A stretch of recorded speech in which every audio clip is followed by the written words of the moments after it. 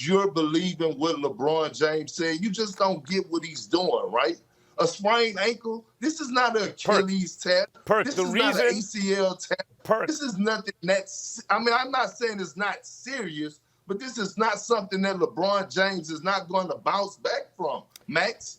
All right, there's a bunch of confusion here apparently I have to clean up. The reason the Bird would start digging the hole in the ground is out of frustration because no one seems to understand very simple stuff. If LeBron is in decline, it doesn't necessarily mean he's not still the best because LeBron was twice as good as anyone else when he was at his best. He may still be a little better than everyone else, maybe. That's number one.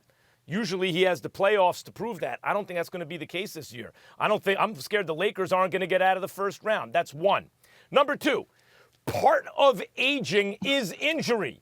In fact, that's a lot of decline. Aging, in fact, is almost a code word for injury. Your muscles don't recover as fast. You get more brittle. LeBron never missed big chunks of seasons to injury before, and now, in 2 of his last 3 seasons, he's missed weeks and weeks and weeks to injuries. So, yes, that is part of the decline.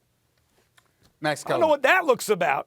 First of all, I will tell you what that look is about. Number one, somewhere along the way, Molly, maybe she needs to throw this in your ear since you don't hear it from somebody else. Somewhere along the way, Max Kellerman, if you repeatedly have to explain yourself and what you mean, maybe the problem isn't with those of us listening. Maybe it's with your presentation and delivery, which comes across a bit convoluted, dare I say, from time to time. It's you that has a problem stating the obvious. It's you that has a problem being direct. It's you that has a problem with being succinct and to the point. The bottom line is this. You just finished saying, I'll give you a perfect example. You just finished saying LeBron James, just because there's some slippage, it doesn't mean he's the best. But on this show, we hear you raving about certain people. It could be Russ. It could be Steph. It could be Kyrie. It could be James Harden from a few minutes ago. It could be Kevin Durant. It could be Joel Embiid. It could be, the list goes on. And you've talked about how phenomenal and elite and great they are. But you say LeBron has slipped, but he's still better than them. Well, damn. I mean, the fact of the matter is that, excuse me, where's the evidence that he slipped if he's still better than the superlatives you threw on the individuals you mentioned? I'll answer that. I'll answer. That's not hard. That's not hard. In the second three-peat, Jordan wasn't as good overall as he was in the first three-peat. He was much more athletic in the first three-peat. He was still better than everyone else. That he was still better than everyone else.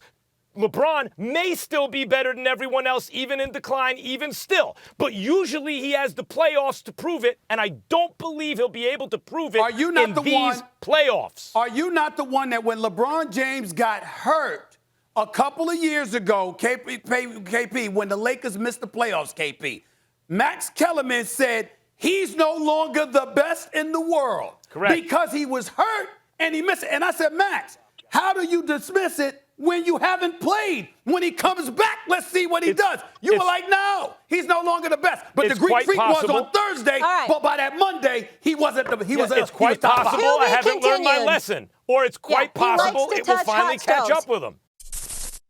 Thanks for watching ESPN on YouTube. For live streaming, sports, and premium content, subscribe to ESPN+.